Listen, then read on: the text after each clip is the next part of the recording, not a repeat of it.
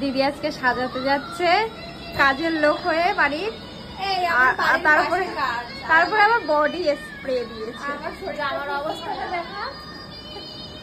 যখন দিদি কোথাও সাজাতে যায় তখন দিদি খুঁজে পাই না জামা খুঁজে পাই না। তারপরে আমি খুব অসুস্থ, খুবই অসুস্থ, মুখ চোখ দেখে বুঝতে পারছিস না। আমি পেট ব্যাগ নিয়ে এসেছি। চল যেতে যেতে বলছি রাখ।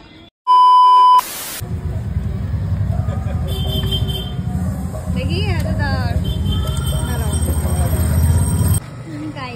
সবসময় ভালো জামারই ভিডিও নিতে হবে, মানুষের অসুস্থতা থাকতে পারে। আজকে আমার অ্যাসিস্ট্যান্ট আমার সাথে কাজে আসবে না, আমি বাড়ির জামা পরে এসেছি তার জন্য। মানে আমার বিভৎস শরীর খারাপ, আমি উঠতে পারছি না, বাড়ির জামা পরে তাও কাজ করতেই হবে, ওই জন্য ওয়ারের সাথে নিয়ে এসেছি। চলো কেমন কাজ করি দেখাবো। টাটা। আজকে যেহেতু একদম বাড়ির কাছে কাজ, ওই জন্য শরীরটাও খারাপ, ওই জন্য বাড়ির জামা প্যান্ট পরে আমার নিজেদেরই বাড়ি আমি সাজাতে এসেছি। আর সত্যি চোখ খসখস করছে গো শম্পা। হাসো। টাইট হবে, ক্লিপ টাইট হলে কান ফুল পড়া পড়া পড়া। তুমি সোজা হয়ে গেল তবেই না দেখতে পাবো।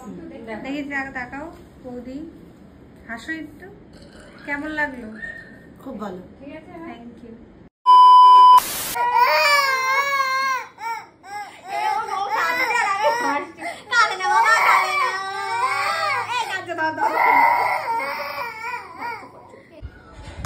কানে টোকাতে পারছে না, টাকা বুঝলে ভগবান গেছে না। হচ্ছে গয়না স্পেশালিস্ট। এই হাস এ বাবা একটু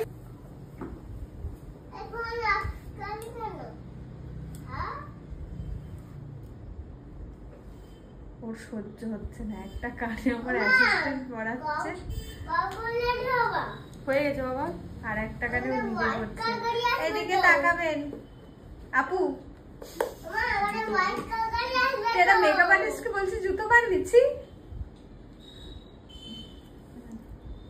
ও প্রতিবার লেট করে বসবে আর এরকম তাড়াহুড়ো দেবে। মোটেও তাড়াহুড়ো করি টাকা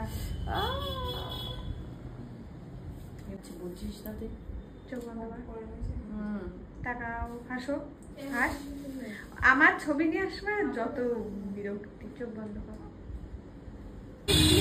আমায় কেউ লিফট দাও প্লিজ।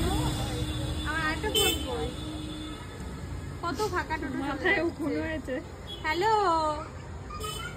ও দাদা কোথায়? আচ্ছা আসো। এখনো দাদা আসতে কাজ করি। এই দে ফোন ভিডিও করিস না।